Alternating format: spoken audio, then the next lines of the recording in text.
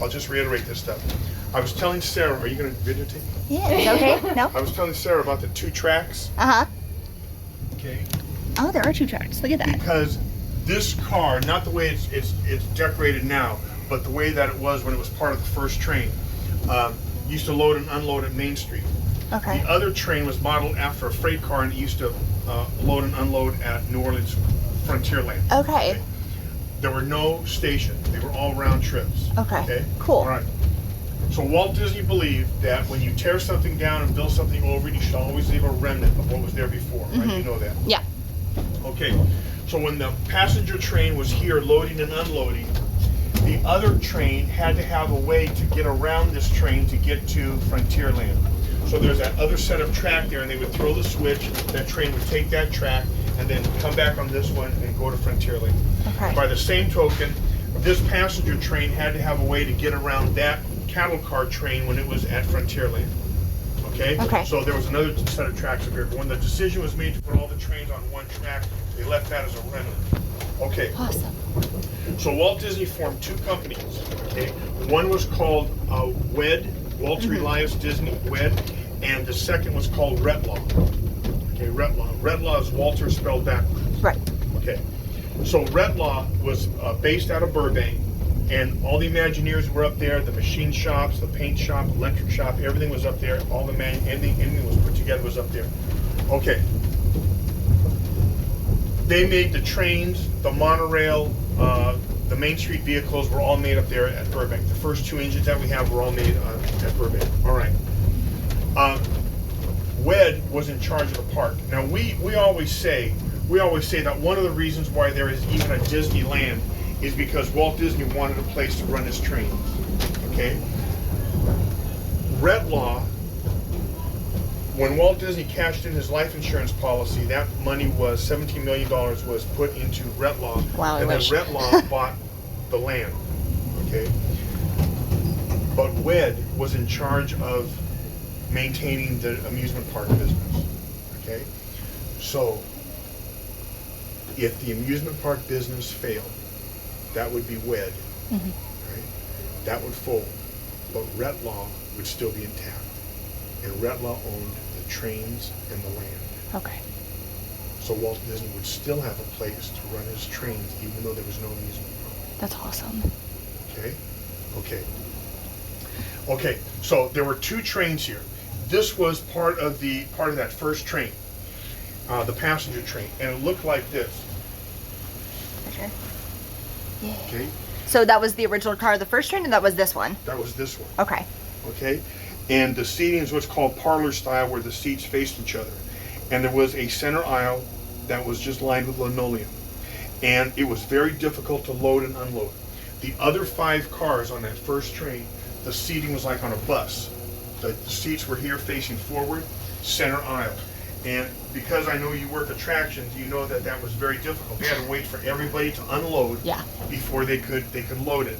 So because of that, and because they were building the diorama, Walt Disney said, let's get another train going. You notice the windows only, they didn't even open the windows. The windows only open this much, and that's it. Okay? So with the diorama in place, it was very difficult. The people on this side would have to turn to look at the diorama, and the people on this side would be doing this kind of stuff to kind of look around to see the diorama. So this whole train was taken off. Plus, it's all enclosed, no air conditioning. We put in the fans just to circulate some air. But that was it. That was the mode. Okay. So this train was put into storage. Okay. 1975, the country was getting ready for the bicentennial. 1976, but in 1975 they started getting ready. The guy who was in charge of our roundhouse, which is behind Toontown, where they store the trains side by side each night, and then on the second floor they store the monorail side by side. He said, why don't we take one of those cars from that original train, get it refurbished, and get it set as a private car, because Walt Disney always wanted a private car. Okay, so they went to Mrs. Disney and they said, can we, do this? Okay, and it was proposed that the car would be red, white, and blue for the bicentennial, and management said, we don't want it red, white, and blue. We wanted this reddish color. Mrs. Disney was all in favor of it as long as she had a hand in decorating it. Okay, So Mrs. Disney she liked the Victorian style of design. She liked the burgundy and gold. Okay, and that's the way it was modeled. Originally, they were going to have white wicker furniture in here. Okay, and she said no, it doesn't match. It's not going to fit, even though that was appropriate for the time period. So she donated some of her own pieces. These pieces that you're sitting on, all these pieces came from Mrs. Disney's personal collection, where she got from estate sales and antique sales and so on. That chair you're sitting on came off the women's lounge of the Queen Mary. Wow, how cool is that? That is awesome. Okay, so that was the way it was. They had, this is Honduran mahogany, which is known for its durability and beauty. The stained glass. All this was her idea as well. These little tassels here on the lamp. Okay. Okay. When they furnished the Disneyland, the family apartment above the fire station, you know the apartment. Okay. When they did the apartment, Mrs. Disney had a hand in decorating that. It's burgundy and gold as well. And she thought it would be whimsical, okay, to put hidden Mickeys in the carpeting, okay. And because it was like a custom-made piece, they made a little bit more than what they needed. When it came time to decorate the LILLY BELLE, she said, "Why don't we use that remnant that was left over from the apartment, including the hidden Mickeys?" So this carpeting is from the apartment with the hidden Mickeys. I see them. Now I'll point them out to you, but it's in the. We're in the tunnel now, but I'll point them out to you so you can see it. But it's in the pattern of the whole rug here. This is the coolest thing ever. I'm in shock.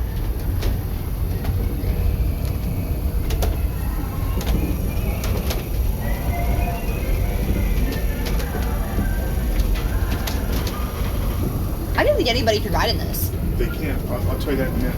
Okay, so here's two hidden Mickeys right there. Yep. Okay, two hidden Mickeys right here. They're like Mickey balloons, Sarah. Okay, over here, Uh-huh. and they're throughout the whole pattern. Right. They also had pictures of the Disney family and also the pictures of early days of Disneyland that was being built. Most of the pictures got sent to the Family Museum in San Francisco. Some of the pictures got stolen. Okay. Club 33 had access to the LILLY BELLE. Okay. They were given permission. If they show their ID, they could pick up the LILLY BELLE at Main Street and then come in the LILLY BELLE and ride it. Usually they would ride it to New Orleans Square and get off and have lunch. A few of the Club 33 people would bring their party up to Main Street. They'd get in the LILLY BELLE, ride to New Orleans Square, get off and go to lunch, but their party would stay on unsupervised. And that's where things started to disappear. Okay. So the privilege got taken away from Club 33, which they weren't happy about, but that's Right. too bad. So now everything you see here, everything you see is all tacked down. Okay, makes sense. Okay? Like Star Wars Land. Okay. So,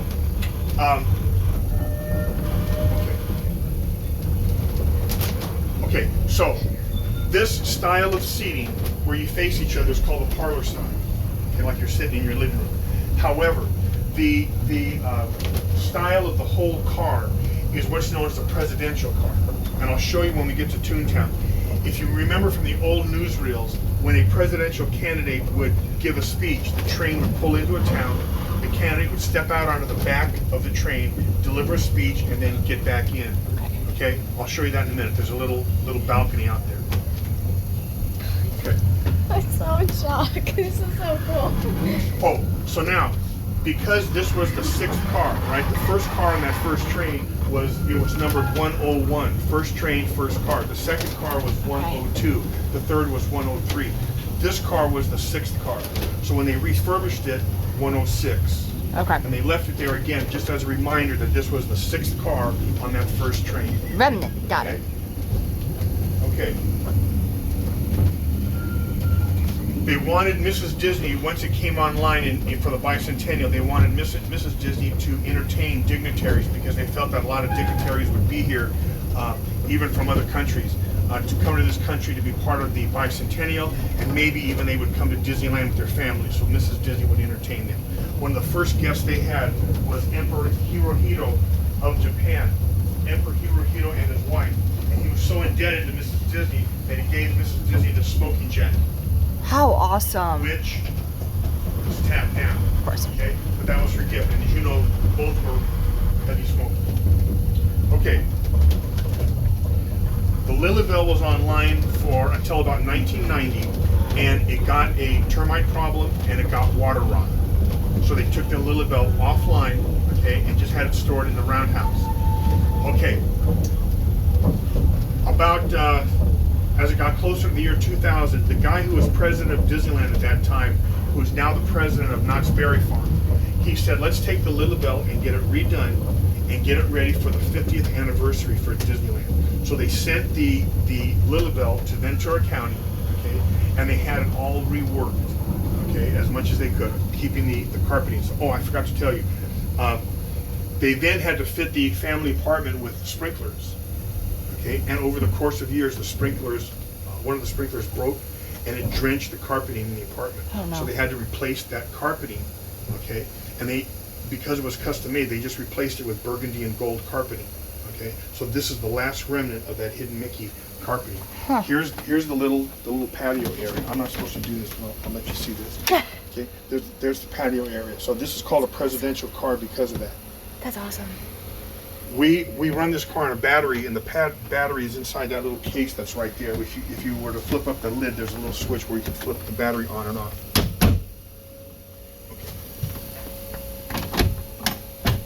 Double check. Lilly Belle. Fantastic. Okay, so that was fine. That was fine until it was ready for the bicentennial until about for the 50th anniversary. People started saying, okay, they posted this thing online, how to enhance your Disneyland experience. So people were saying, ride the Lilly Belle, go to the Mark Twain, okay, and ask the pilot to ride on top, okay. If you go on the Jungle Cruise, okay, because I'm a skipper, if you go on Jungle Cruise, ask them for a map, okay. Oh, I forgot about that. What? Thanks for reminding me. So we were getting all these people saying, I want a map, I want a map, I want a map, I want a map, and it was like, where are all these people coming from? Well, that's where they got it from, and it got to the point where they were actually running out of maps. Okay, we used to give those to kids who were crying or who were scared, and they could kind of follow along and stuff like that. But here, you know, it was like adults as well. I want a map, I want a map, I want a map. So what they do now is they put out a certain number, and when those are gone, they're done for the day. Okay. And then they'll put another bunch out. But people from all over were asking for those things. The death certificate at Haunted Mansion was another one. Oh, I never knew about that either. Well, they don't do that anymore. Darn. So we were getting people coming up to the train station saying, I want to ride the Lilly Belle. And it's like, well, this is a private car. Yeah. So people said, if it's out every day, okay, why can't we ride it? And the answer is because it's supposed to be a private car. And if it's just open to anybody, if anybody out there could ride in here, then it wouldn't be private anymore. All right. Plus all the wear and tear. That's why they put the plastic in here to cover the last remaining, carpeting that they have of that. Okay. So it's like management was kind of in a quandary. Okay. How do we let people on? How do we let regular guests on and yet still keep it private? So what they did was they had 2 time blocks in the morning. Okay, at 10 o'clock and 11 o'clock, and you could come in an hour after park opening. Okay, and you give your name to the conductor at the Main Street train station, and he would write your name down and how many were in your party. Okay, and then you come back at either 10 or 11 o'clock, and you would take your tour. Okay, and I used to do this, so I know. So you go to the first group. The line used to go from the Main Street station all the way down the stairs and down the street. I bet. Not to ride the train, just to ride in the Lilly Belle. So you go to the first group and you say, okay, what is your name? And they say, Smith. How many in your party? 13. Well, it only holds 14 people, so that kills one whole trip right there. And some of the people in the group might be toddlers who don't care about this. They want to go on other rides. And people who want to have a magic moment, who have those the engagements or anniversaries or something, they're left out. So there was that whole thing there, and it got to the point where people were pushing and shoving. I was here first. No, I was here first, kind of a thing. So management said, forget it. And they took it offline. I will tell you, those people out there are saying, how do you get to ride in that? Everyone's giving us weird looks. It's fantastic. So it's like, what are you going to do? So they took it offline because of the pushing and shoving. They totally took it offline for about 3 or 4 months. Nobody had access to it. they shut down train operations for about a year and a half, and they were building Star Wars Land. Okay? Right. And when they brought it back, Florida does what they call the Grand Circle Tour, okay, where they take you back to the roundhouse. Small one. Okay. Here's our roundhouse. If you look out this window, way in the back, about 100 yards, it's coming up. You'll see our roundhouse. It's a green building. It's way in the back. So look far back, about 100 yards, right here where we call Parade Crossing. Coming up right here where the break is. Right here and way in the back, that green building is that's our roundhouse. Yep.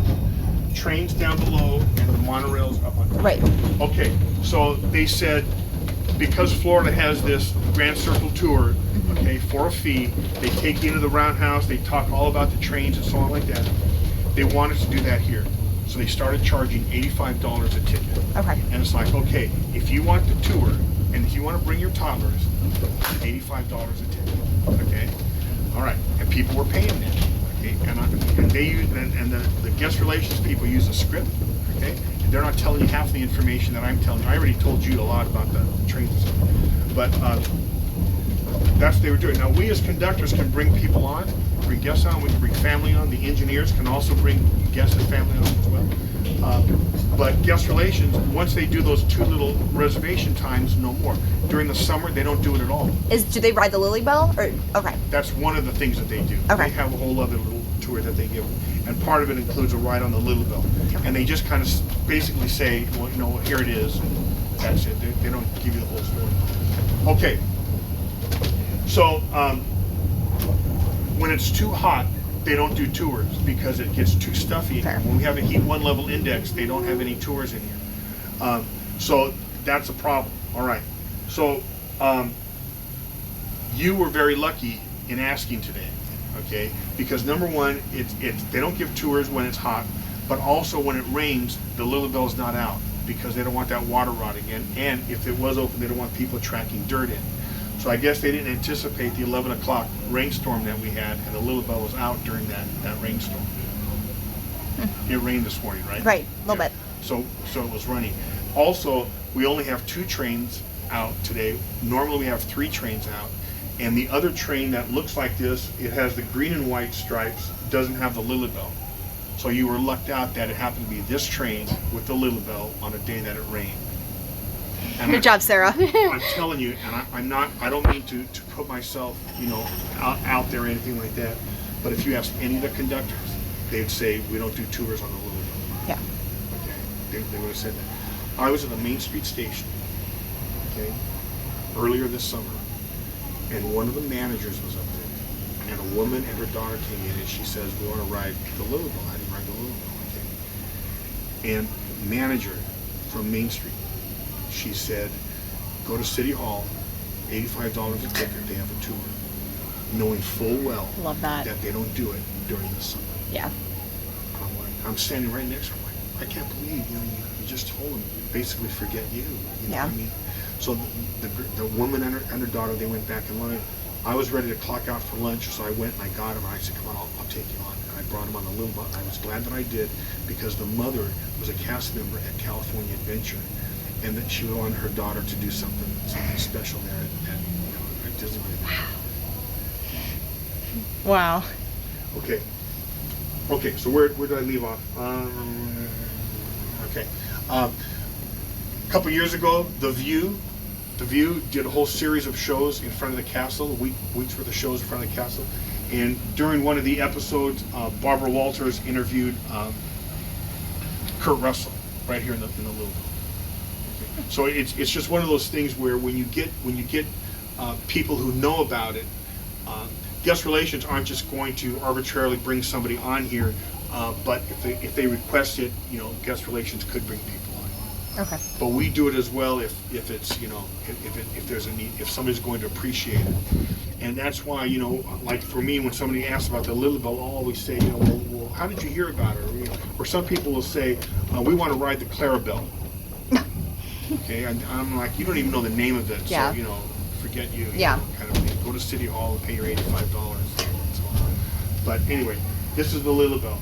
And it's, like I said, it's supposed to be a private car. It is a private car, you know, and that's the way it was always meant to be. And originally, I'll tell you, I already told Sarah, they were going to call this the Walt Disney Combine car.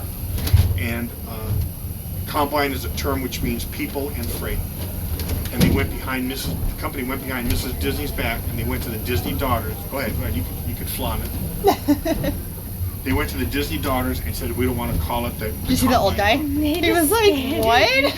He's like, what kind of famous people are you? They want to call it the LILLY BELLE after Mrs. Disney. Right. Okay, so when they had the dedication ceremony at Main Street, the Disney family was up there, and they had on the side where it says the LILLY BELLE, they had it covered.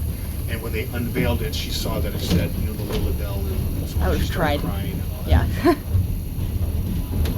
So this is the LILLY BELLE. And now that you've ridden it, you know, you could go online and get the pictures and so on, and we have pictures from all different angles and stuff like that that you could get, and kind of make a poster. They have that was another thing. They have tickets, okay, and we ran out of the tickets. They're printing some up now, but they have LILLY BELLE tickets, and some of they're just souvenirs, okay, that we give out. It's not a ticket for admissions, and we've had people who will go up to the Main Street station with a ticket and say, okay, I got my LILLY BELLE ticket, you know, I get to ride the LILLY BELLE.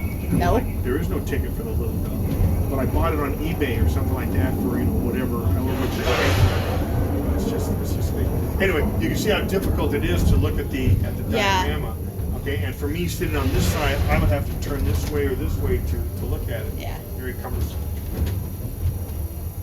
So it's out every day, okay, except when it rains, okay?